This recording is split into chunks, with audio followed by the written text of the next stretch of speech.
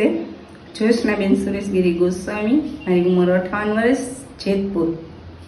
મને 5 મહિના પહેલા છાતીમાં સખત દુખાવો થતો, શ્વાસ લેવામાં તકલીફ થતી, સીડીના 2 પગથિયા ચડતી તો પણ સખત દુખાવો થવા માંડતો અને ચક્કર આવતા।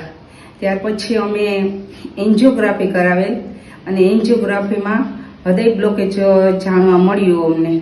ત્યાર પછી એલોપેથિક દવા ચાલુ કરાવી અને એક એલોપેથિકની એક ઇમરજન્સી ગોળી રોજ મારે જીભ નીચે મૂકવી પડતી અને ક્યારેક તો સખત દુખાવો ઉપડતો તો મારે 2 ગોળી પણ લેવી પડતી હતી। પછી એન્જિયોગ્રાફીના રિપોર્ટ પછી અમને સ્ટેન્ટ બેસાડવાની સલાહ આપી, પરંતુ મારા પરિવારના સભ્યોએ નક્કી કર્યું કે અમારે આયુર્વેદિક સારવાર કરાવી છે। પહેલાં જો આયુર્વેદિક સારવારમાં સારું થઈ જાય તો અમારે સ્ટેન્ટ ઉપર જવું નથી। ત્યાર પછી અમે સુપેડી ધ્રુવ આયુર્વેદિક હોસ્પિટલમાં પ્રકાશકુમાર સરને અમે મળ્યા અને તેમને અમને પંચકર્મ અને આયુર્વેદિક દવાઓ વિશે સલાહ આપી। ત્યાર પછી અમે હોસ્પિટલમાં એડમિટ થયા અને પ્રકાશ સરના સતત દેખરેખ નીચે અને તેના નિરીક્ષણ નીચે રોજ મને અનુવાસન બસ્તી, નીરો બસ્તી અને રદ બસ્તી અને સર્વાંગ અભિયાન આ 5 ટ્રીટમેન્ટ રોજ મારી થતી અને આયુર્વેદિક સારવાર મને આપતા।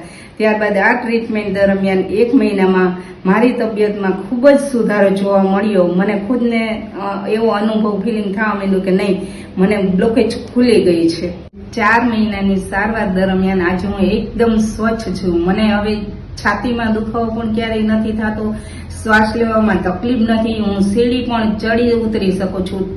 છેક 4 માળ સુધી હું ચડ ઉતરું છું પણ મને સહેજે શ્વાસ નથી ચડતો। જ્યારે હું 2 ડગલા ન હાલી શકતી, આજે હું 1.5 કિલોમીટર સતત ચાલું છું ધીમે ધીમે, પણ મને કોઈ જાતનો પ્રોબ્લેમ નથી અને ઘરનું બધું જ કામ દિનચર્યા રોજની હું હવે મારી હાથે પણ કરી શકું છું।